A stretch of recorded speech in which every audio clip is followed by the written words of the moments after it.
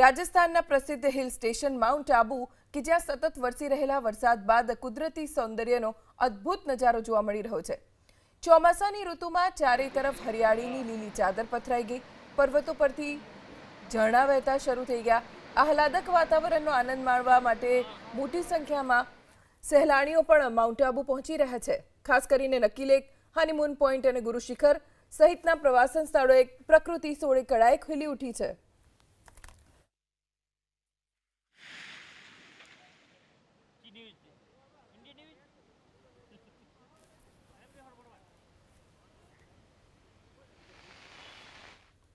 દ્રશ્યો પણ ખૂબ જ સુંદર લાગી રહ્યા છે। સોળે કળાએ અહીંયાની પ્રકૃતિ ખીલી ઉઠી છે।